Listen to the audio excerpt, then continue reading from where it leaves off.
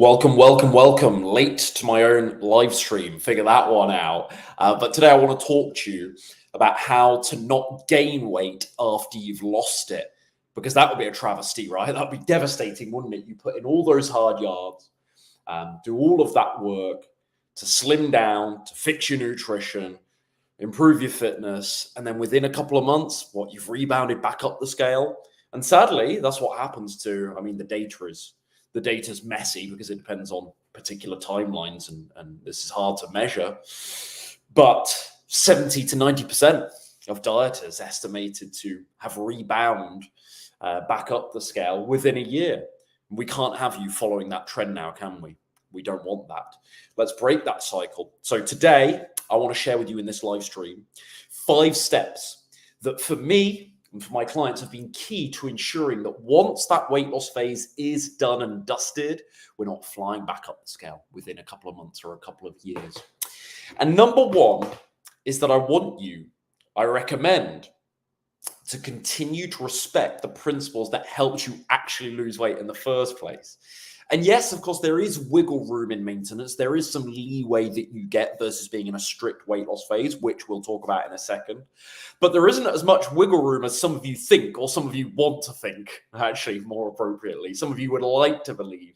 And like I say, we're going to talk about that in just a second. But the point is this. If you found that you lost a good amount of weight doing 5,000 steps per day, why would you stop that? If you found that you lost a good amount of weight doing your banana and berry oatmeal bowl for breakfast, that seemed to be a winning formula for you because number 1, the scale went down. Obviously, that's direct feedback that your body's appreciating that. And number 2, you actually enjoyed that meal and felt full and satisfied doing it.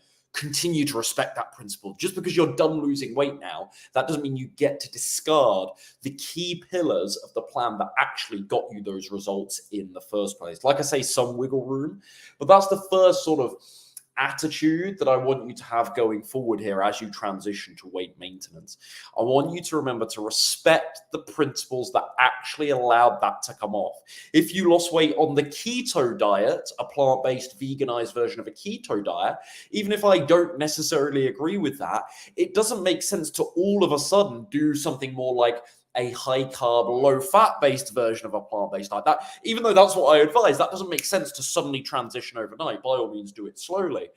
But you get the point here. I want you to respect the things that actually worked for you. Oh, you did 2-3 spinning classes every week. Don't drop them. Continue to respect those principles. Now, there is a caveat to all of this that I'm going to talk about in tips 2 and 3. But generally, I want you to think that you're going to continue with, conceptually speaking, 80 to 90% of the strategy that actually got you slim in the first instance. I want you to pay respect to the things that actually work, the vast majority of the strategy that actually worked.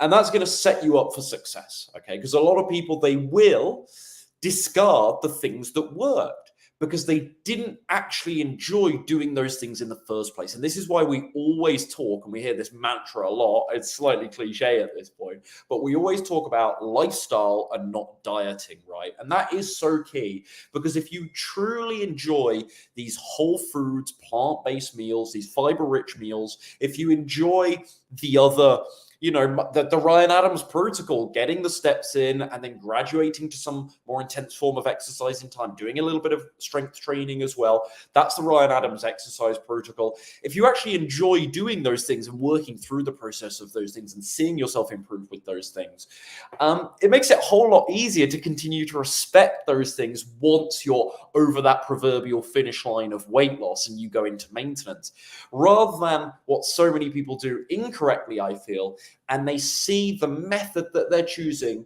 to try and lose weight as a very short-term strategy, as a means to an end, simply to get the goal. In this case, to get the body what they want, to get the physique they want, to lower their cholesterol. Again, these are all noble goals, but if your method to reach said goal is something you can't actually envisage yourself doing over the long term, it's hard, isn't it? Because then you're just seeing it as a tool for that one thing, as a means to an end, rather than genuine change, rather than genuine nutrition habits that you can actually Imagine yourself still enjoying 2 years down the line, which is how we want to think about things, right? This whole premise of sustainability and longevity, all this nonsense. No, it's not nonsense, but all these buzzwords that I'm always harping on about here. I'd be a massive hypocrite, wouldn't I, if all of my strategies that I suggested to you guys to lose weight were really extreme and aggressive, and they were things that I didn't do myself or I didn't want to do for very long myself. I don't think that works. I've traveled that path. You likely have as well. You need to find systems to lose weight that you can actually imagine doing after you've lost the weight. And that's the key. And they will need some adjustment. And like I say, step number 2, we're going to talk about this in just a second. They will need some adjustment. But generally, you want to respect those principles because those are the things that got you slim in the first instance. And getting slim and being slim, whilst again there is some wiggle room, whilst again there is some leeway, you don't have to be as intentional or strict. They're not the same goal, but still they're much closer than being slim and gaining weight. Does that make sense? Right? Getting slim and being slim are much more closely aligned than being slim and gaining weight. Okay, so there isn't as much wiggle room, as I said 5 minutes ago, as you think. So that's the first step here before we go on to number 2, which is arguably going to be the most important to you guys. So grab that pen if you're taking notes. Continue to respect the principles that helped you lose weight in the first place. If you lost weight with intermittent fasting, don't suddenly think that you can add breakfast in and there's zero chance whatsoever of weight gain, because your body was used to the intermittent fasting to get slim in the first place. Again, I'm not necessarily a huge advocate for intermittent fasting. I think it's a useful tool from time to time, but I'm not a massive advocate of it. I don't feel it's necessary. My clients don't do it, excuse me. But at the same time, if that was something you employed to get slim, it would be really unwise to immediately get rid of it. Transitioning is different. Transitioning out of it and slowly adding breakfast is different. But to immediately add breakfast in, add those 4 or 5 or 600 calories that breakfast might bring, and think that you're going to stay exactly the same body fat percentage as a couple of weeks ago when you were doing intermittent fasting to lose weight, that might be slightly foolish, I would advise. Before we go on to step number 2, any comments here? Hello, Ryan. Do you recommend some form of calorie counting or calorie limit per day? Do I recommend them? I think there are scenarios in which it's incredibly wise to understand approximately how many calories you consume and how many calories you can consume to reach a certain goal. So I suppose to a degree, I do recommend some form of calorie counting or calorie consciousness, as I always like to say, calorie acknowledgement. They are incredibly important. I don't track my calories. When I lost weight, I didn't track my calories. My clients don't track my calories, but we care about the principles of caloric density. We care about principles such as volume eating that allow you to find a calorie deficit. And we do not deny that calories, although to a degree there's more to this story, but calories are the fundamental metric when it comes to losing weight. So we don't deny any of these things. And I certainly don't prescribe to the very simplistic and now cliche advice in the plant-based sphere of just eat whole foods and you'll lose weight. No, that's absolute poppycock. That's absolute nonsense. Calories still matter. So I think if you're in a plateau or you're not losing weight right now, it's very wise to do a 3 or 4 or 5 day experiment with something like Chronometer or MyFitnessPal to actually see how many calories you're consuming. That could be a really harsh wake-up call, and it can help you realize, okay, there's a couple of things I need to shave out of my diet here and reduce, and that might just get the scale moving. My clients don't need to count calories because I've done all of the planning anyway for them. So they're still designed to be in a calorie deficit thanks to my calculations behind their meal plan. Does that make sense? So it's not as though I say to my clients, you never need to count calories in the future. Calories aren't important. I make clear to them, I say, look, the reason why this plan is working for you right now, the reason why you're losing 1 to 2 to 3 pounds every single week at the moment is because I've put you in a calorie deficit, a moderate calorie deficit, as I always go on about, not an aggressive one. I've put you in a sensible calorie deficit via your meal plan. You still have to measure things. You still have to care about portion sizes. You still have to stick to, when I say 1 medium banana, which is approximately approximately 4.5 ounces, 120, 135 grams or so, I still want you to stick to that. You don't need to weigh it all the time, but you might need to once or twice to make sure you're in that ballpark. When I tell you 1 cup of oats, I expect you to do 1 cup of oats. You don't need to count the calories or track the macros on the back end, because I've done that for you in the design of your plan, but we still care about the calories, and I still emphasize portions and limits and that sort of thing. Does that make sense? So it's a really good question. Hopefully that answers it.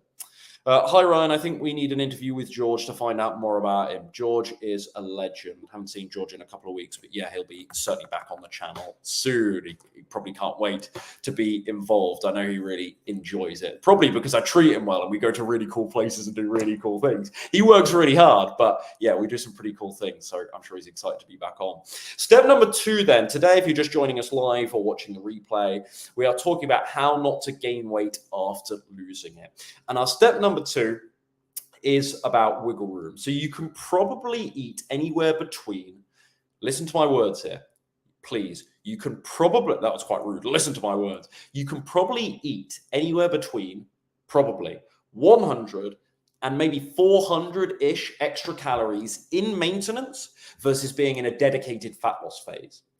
100 to 400. Now, this is ballpark. There are anomalies. Every now and again, I might come across somebody that actually might need to increase that further beyond 400 calories. Every now and again, I find somebody, or I talk to somebody that seems to have sort of naturally leaned out, for want of a less pseudo-scientific term, but naturally got to sort of a body weight that they're happy with, and their body sort of eased off there, and really they have to get quite aggressive if they want to lose any more fat beyond that. And so they've reached what many people term set point, which is a nonsense pseudo-scientific idea anyway, to a degree, that is. It's not entirely, but to a degree, that's a nonsense. But they've reached their set point, because everyone knows what I mean by that. I hate using that term, but everyone knows precisely what I mean by that.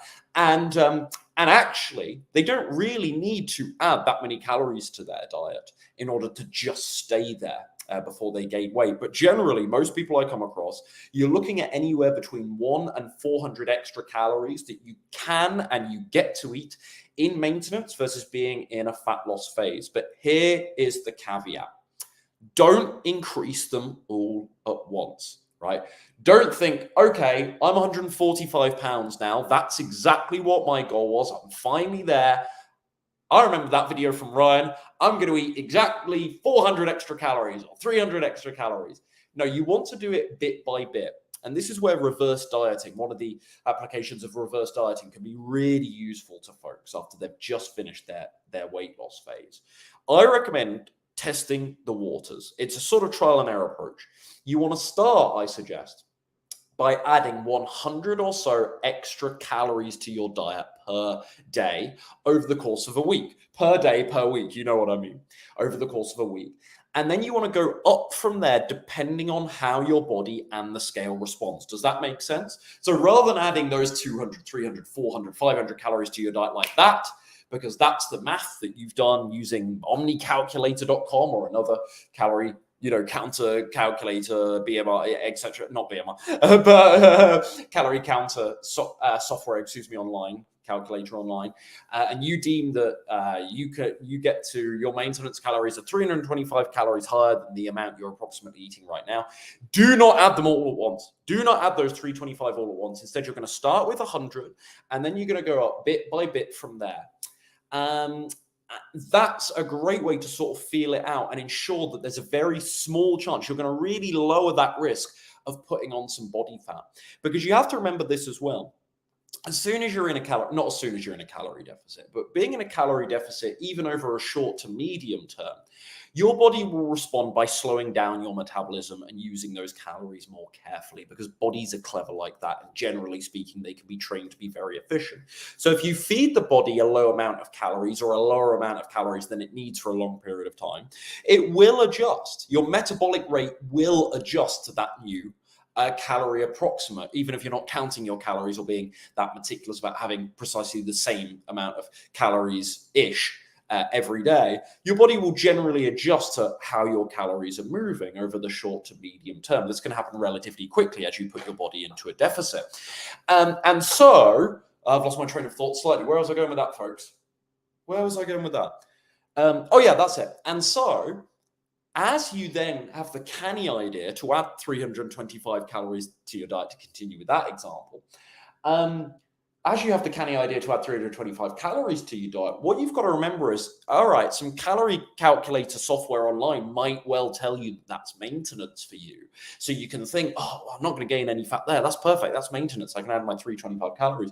What calorie counting software can't do, sadly, if only it could, is account for metabolic rate, the efficiency of your metabolism, and also things like hormones and genetics, but that's a side note. In this example, it can't account for the efficiency of your metabolism, your metabolic rate. And so you adding 325 calories, your body might well want to store some of that initially, at least, not for long, but some of that as body fat. So to lower and minimize the risks of gaining fat as you add calories to your diet, you want to add those calories in small, gradual increments. Does that make sense? So start with 100 extra calories, feel it out, see what the scale does, then add another 50 to 75 or 100 calories. Feel it out from there, depending on how many more you've got to go. Generally speaking, the smaller amount of calories that you expect to be adding onto your diet after a fat loss phase, the smaller the chunks of calories that you should add to your diet in this reverse dieting process.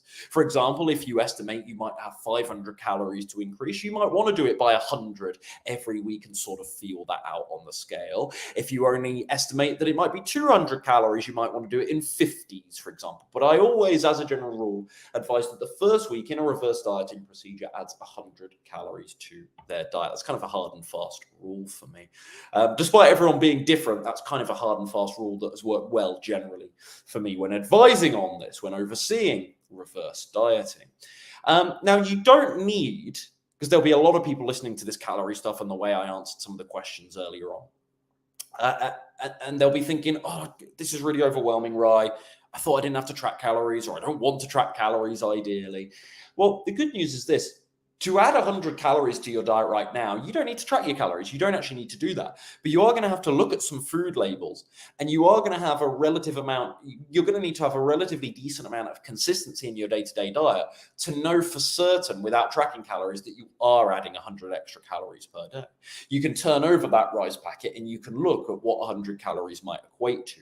You can add, a snack that approximates out at 100 calories like that to your diet. That's a really easy way of doing it, and keep the rest of your diet precisely the same. You just added that approximately 100 calorie snack, maybe something like a medium to large banana, which is going to be 100 calories, easy. And you just added that to your diet, and there you go. You don't have to think about the rest.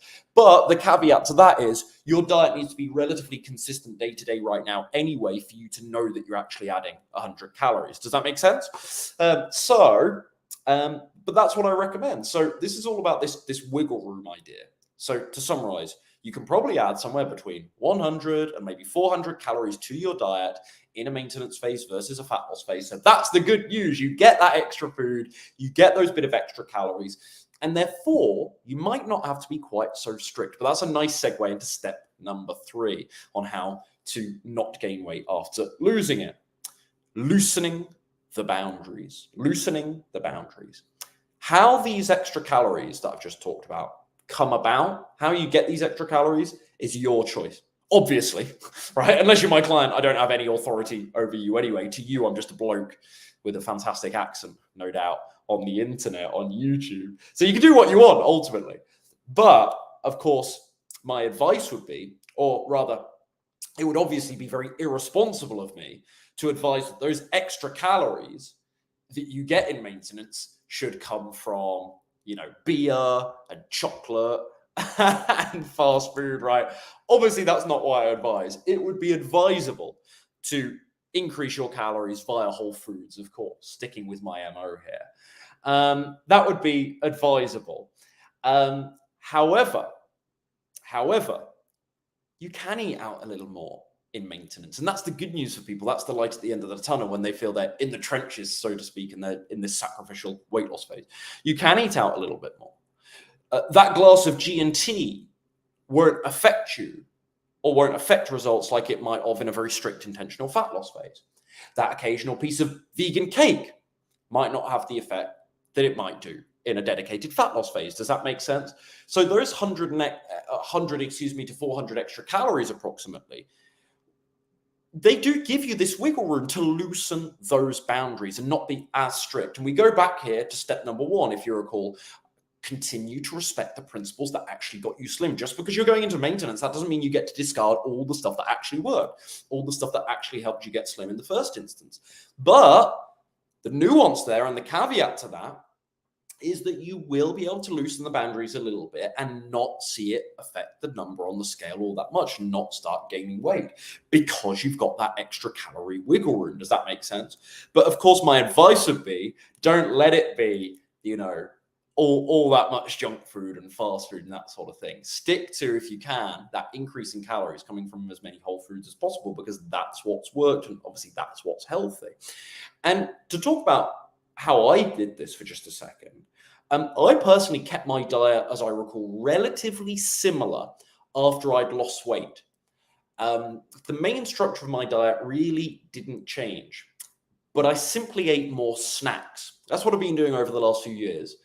I ate less potatoes because I remember at points eating lots of potatoes when I was in maintenance, and I'd start to lean down further and be like, no, I don't want to lose any more weight. And then I'm like, okay, ease back on the potatoes. So that's one thing. But the main thing I did, the main difference now is that I have more snacks. My main meals haven't changed all that much from years ago when I actually lost the weight. But the snacks have changed quite a lot, I would say. So when I lost the weight in 2015, I did 3 meals and 1 snack per day, which is what I have my clients do, and that worked a treat. That was fantastic. At the moment, my meals are very similar in nature, in terms of the composition of ingredients, and they're also very similar in terms of size, in terms of portions, in terms of the overall calories of those meals. But I'm now hitting 3 snacks a day instead of 1. So I'm having way more. I'd say most days I have 3 snacks, 1 between each meal. So breakfast, lunch, and dinner is usually how it breaks down. Unless I'm busy or I have a funny schedule because I'm traveling, I'll do 3 snacks in a day now. Something like hummus toast. I love my chia and raisin oat bars that I'm always harping on about. A small bowl of bran flakes, maybe with some cherries. Fruit, obviously. Fruit, amazing. Love fruit as my snacks.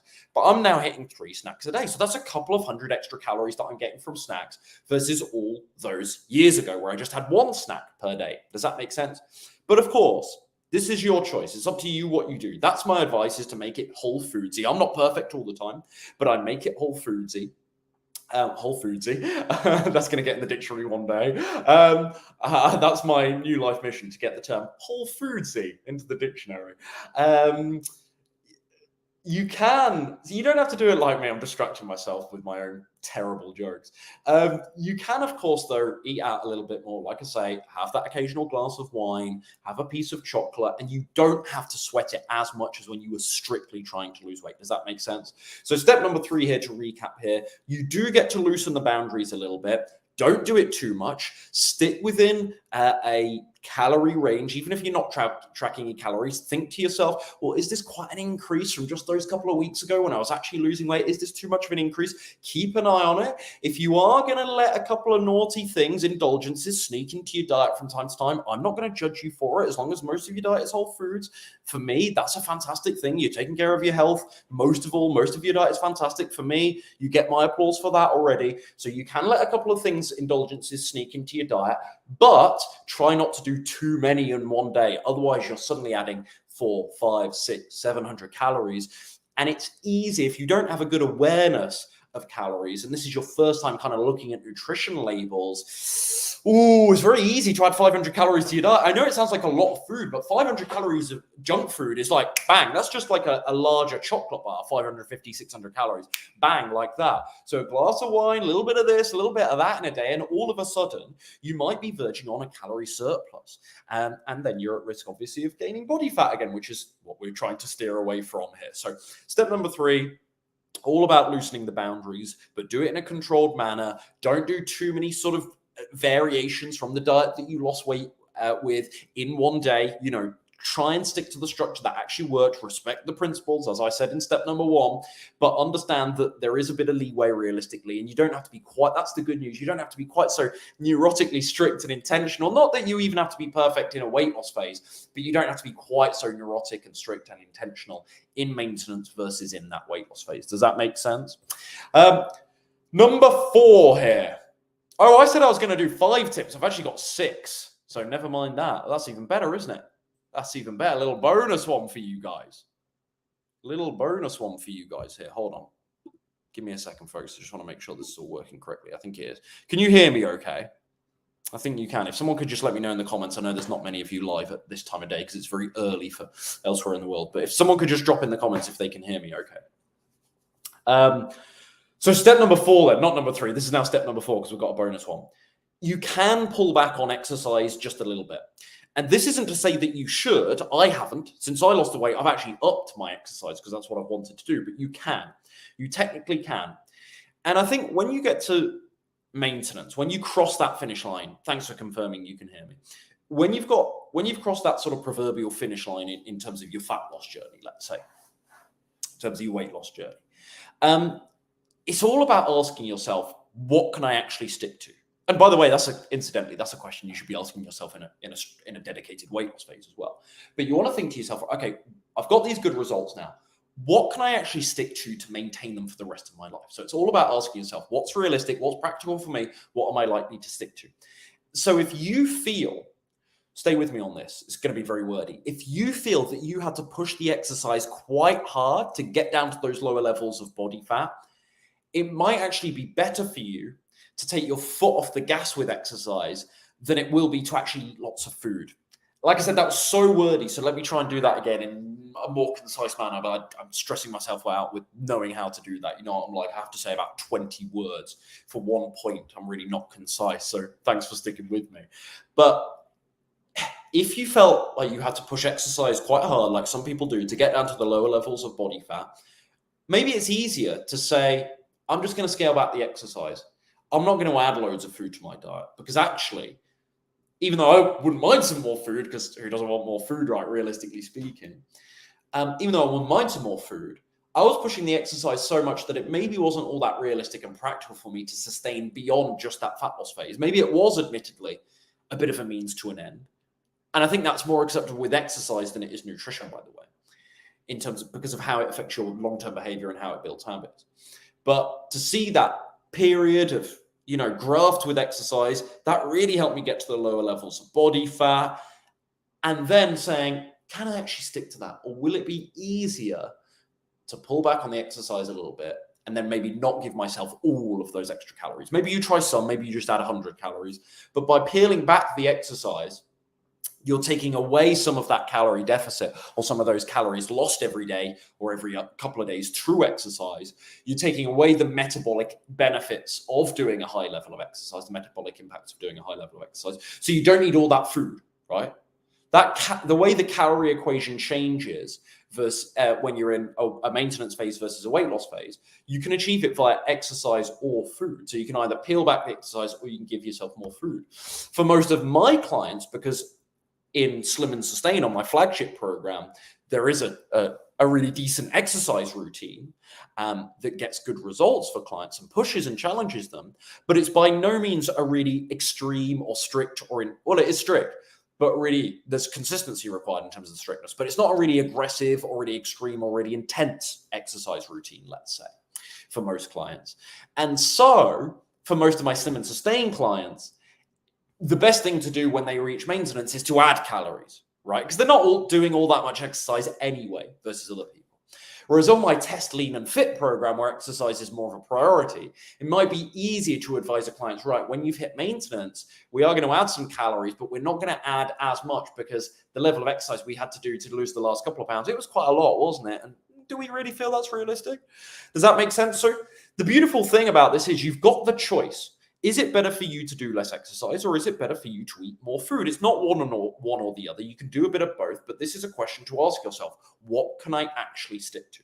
So that's the good news. If you do feel like you have to push quite hard on the exercise front to lose that last bit of body weight, then the good news is as you transition to maintenance, you can peel back the exercise a little bit and you don't have to fear suddenly shooting up the scales as a result of that. You've got that leeway, you've got that wiggle room.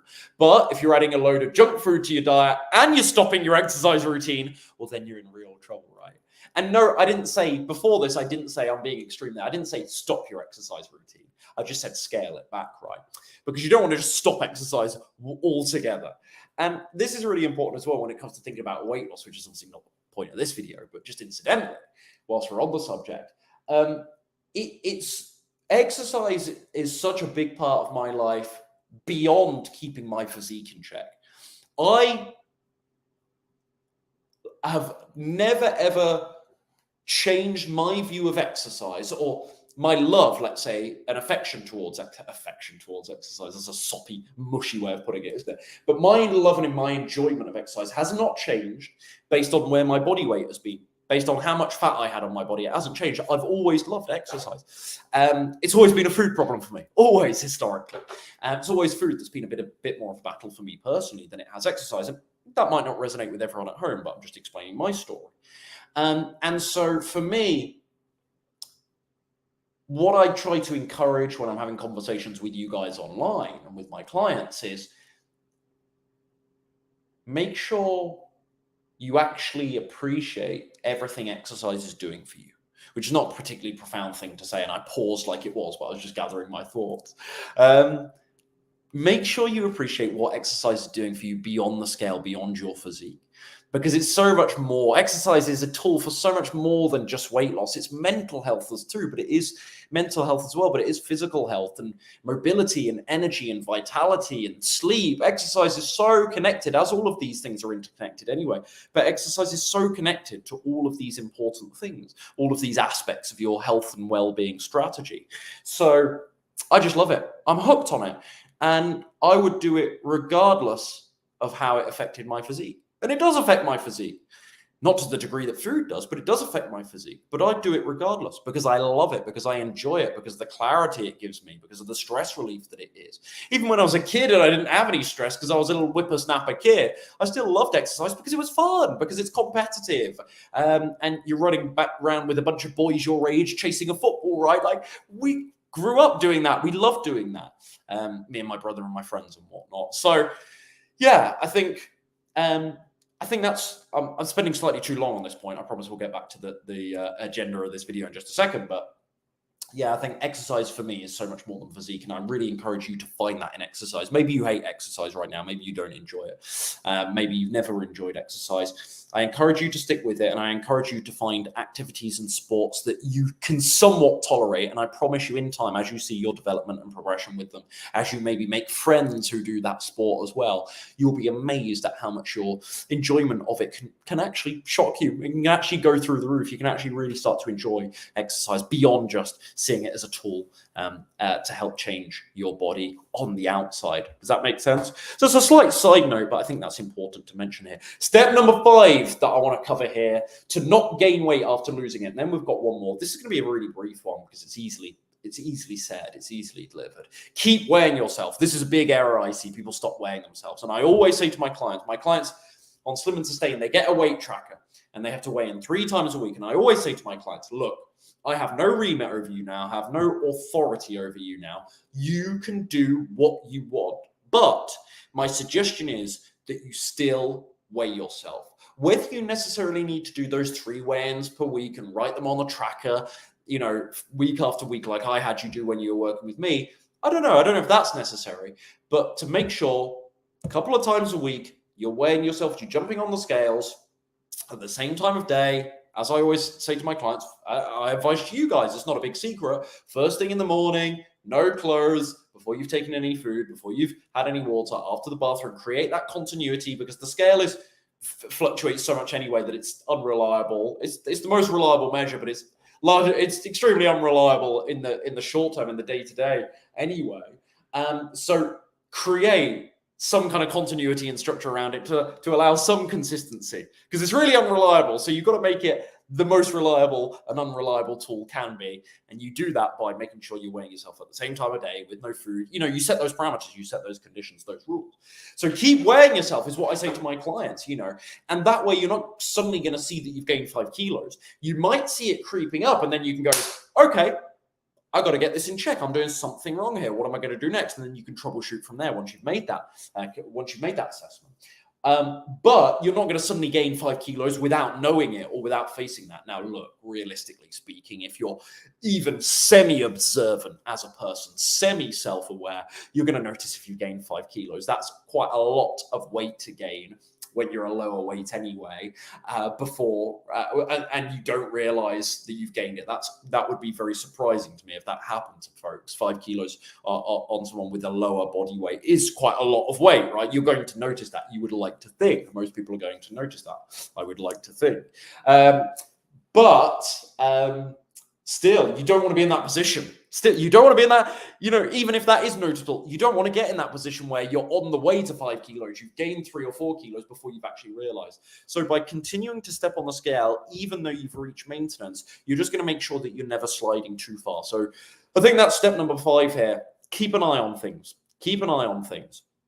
Otherwise, how do you know? How do you know where you might be going wrong? Also, adversely, if you're really happy with your body weight and you don't want to lose any further weight and you're like, okay, I'll stay in maintenance now, it's important for not just deterring weight gain, but also making sure that you're not losing further weight, right? So if you continue to step on the scales and you see it going down and you're like, no, I don't want to lose any more weight, you can rightly address that as well. And finally, here's step number 6, to not gain weight after you've lost it. In times where you feel yourself veering, which happens to all of us, especially when that goal of losing weight that made us so motivated and so inspired and so desperate and hungry, pardon the pun, to actually lose weight in the first place, having that clear goal. Once that goes, there can kind of be a void of focus and commitment slightly. So in times, very naturally, where you might feel your brain veering a little bit, you need to implement massive accountability systems. Start logging your food again. Create a structure for weighing yourself, like I've just talked about. Get a weight tracker, draw up a little spreadsheet for weighing yourself. Find a new goal to commit to. I'm going to do a 10K race. Goals provide massive accountability. A big mistake that I see with people in maintenance is that they take way too long to face the fact that they're gaining weight again, right? That they're putting it back on, that they're rebounding. So if you feel, and they might well know it, some people don't know it and they gain the weight and then they're suddenly shocked by it. And I'm like, well, it was obvious the signs were there. But that's only because I've been doing it for years, obviously. It's not obvious to them, but to me, I'm like, oh, come on, it's obvious, right? That's the frustration. And then 2, there's people that very well know that they're gaining weight. But either way, people take way too long when they're rebounding to face the reality and actually confront themselves and go, okay, I know what's happening here. I've got to be honest about it now. So if you feel yourself slipping, inject some structure, some accountability to actually face that reality. Okay. It will be like you've got terrible, imagine this as a metaphor. You've got terrible spending habits. You know that you're draining your bank account. You're buying things probably beyond your means, buying things that you usually couldn't afford, and you're doing it on a more frequent basis now. You know that bank account is probably going down, but you're not actually checking it. You're still refusing to actually check that bank balance. It's exactly the same thing. It's exactly the same thing. You're eating a little bit more junk food. You're doing a bit less exercise. You're not weighing yourself as much anymore. You have to face the reality of where you're at. It's uncomfortable. It's scary. It's terrifying. It provides that guilt, that dose of guilt that people would rather just avoid altogether. But that dose of guilt is what's going to help you get your act together. Okay, so you need to do it. You need to check that proverbial bank balance by stepping on the scales, like I said in the previous point. You need a massive accountability system that you can just implement very, very quickly to face the reality of where you're actually at. So that's my final step number 6 here, the little bonus one that I didn't know I was covering today. Well, I did, but I'd misnumbered them all here. In times where you feel yourself veering, think, how can I quickly make myself accountable? Do I need to write myself a meal plan? Do I need to get a weight tracking spreadsheet out again? Shall I start a little food log with myself? Shall I start a little food journal? Shall I take a photo of every meal I eat? And quickly, what you'll find is it suddenly brings that awareness and that focus back, that tenacity and commitment that you had a couple of months ago when you were losing weight. You'll feel that again. You'll create that in yourself again. You'll start holding your own feet to the fire. And it really helps you get your game together. So you need to feel yourself veering and slipping, which is, it does happen to people. Sadly, that does happen. Let's accept that reality. But the secret is, can you stop it quickly? This is what I always say to my clients. Look, we don't think that overnight, or even over the course of 12 or even 24 weeks on Slim and Sustain, we don't think, working with me, that you're suddenly going to overwrite all of that wiring, all of that patterns, all of those patterns of behavior, all of those habits that you've instilled in your brain for years and perhaps decades in many cases. We are not naive enough to think that all of that is going to disappear in a couple of weeks or a couple of months working with me. That's what I always say to my clients. We don't think that, right? We're not naive enough to think that way. You're still going to flirt with old behavior. And so what I'll say to my clients with that in mind is, look, I'm not going to judge you for once in a while going off track or wanting to go off track, okay? Because you've had years and decades of doing certain things before you even met me, before you enrolled in my program. I'm not mad at you for doing that. But what we have to train is that bounce back ability, that ability in you to spot when you're doing it, to spot when it's likely to start happening, and cut it out as quickly as we can. So that's the key. In times where you feel yourself veering, you need massive accountability systems to bring your focus back, to make you feel responsible for your actions again, and to see what's actually happening to you before you suddenly jump massively back up the scales. Okie doke, my friends, 40 minutes in. Was this useful? I hope this helps you out. Leave your comments in the comment section down below if you're watching the replay. Thanks to those joining me live. And I want to remind you here as we close up, there's only 70 days left at the end of this year. 70 or so. I don't think that's exactly true to the day, but 70 or so days left at the end of this year. And most people, sadly, won't they? They'll let that drift on by. They'll let it drift on by like a cloud over the sky with no noticeable achievements, no progress, no major results, nothing to celebrate. And then they go into this celebratory period of the year with nothing to celebrate. I sound like a patronizing, condescending little git when I say this, but that is the reality for most folks. Okay, but we don't want that for you. We don't want that for you. So I want to ask you today, and I suppose it's a rhetorical question because this is a monologue. I want to ask you today, what's your action plan for finishing the year strong? And I'm hoping the tips that I've shared today and in my other live streams recently, all the free advice I put out there, it's going to help you end this year with a bang. But if you are ready to break that trend, break that cycle, I've got two opportunities that I want to talk to you about today beyond just the free advice I give here. Number one, if you have over 15 pounds you'd like to lose, I can personally coach you step by step through the process of losing 15, 20, 25 pounds or more in the next 12 weeks. And this is the really important part, and actually give you a game plan and some habits to get to your natural slim body weight. And this is all, of course, with, you know my philosophy at this stage, all with simple plant-based meals, no counting calories, and gentle exercise routines. That's what my Slim and Sustain program has done for nearly now. We're getting close to 400 members since I started it in 2020 or late 2019 to be more accurate. So if you want to learn more about the Vegan Slim and Sustain program, you can head to veganslimandsustain.com. Big shocker in the domain there, nothing too creative, veganslimandsustain.com, or click the first link in the description box below. That's the first opportunity I've got to tell you about. Second one, if you have less than 10 pounds to lose, this one is for you, so listen up. I can walk you through my advanced fat loss plan over 12 weeks on my new Lean and Fit case study test program. This is brand new. I say it's brand new. I launched a version of it 18 months ago, but it's back again and updated. And it's available at a discounted rate because it's still in its beta test mode. Before I decide if I'm actually going to release this as a full program alongside Slim and Sustain towards the end of this year. So Slim and Sustain is for those that have 15 plus pounds to lose. And my Lean and Fit test program is for those that have 10 pounds or less to use, because the strategies and the mindsets that we need to adopt to achieve those two goals are incredibly different. So depending on what you want, maybe you're happy with a natural slim body weight, the kind that was very normal just 20, 30, 40 years ago in the Western world, but sadly is all the more rare today. Well, Slim and Sustain is for you. If you're wanting to get really lean and you've already kind of got a nice slim physique that there was part of you for a long time that was happy with, but you want to push it further, you want to get the abs popping through, gents, you want to get to the lower levels of body fat, and you want to feel fit and a little bit more athletic than just having a slim physique, which again, don't mean to condescend, there's nothing wrong with, that's what most of my clients want, but I've designed this test program to be for folks that want a little bit more, like I did. I got slim, And then I was like, no, I want to chisel it down a little bit more. I've posted a lot of my physique photos this summer. Even when I've been traveling, you guys have seen I've been able to maintain a little bit more of a fit, more athletic look. And that's what I like. That's what I wanted, to go just a little bit beyond slim and have the abs start coming through, have a little bit of muscle. I'm not a bodybuilder, but a tiny bit of muscle mass to complement the physique. If that sounds like it's for you, you're going to click the second link in my bio to learn more about the Lean and Fit program. Okay, that's enough spiel, enough chit chat from me. Thank you very much, folks. Thanks for everyone that commented.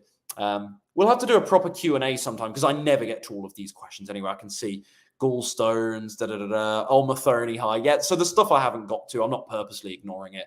But onwards, it's 3 p.m. here. Got more work to do. Got to eat something as well, late lunch. See you soon, folks. Thanks for your time. Take care.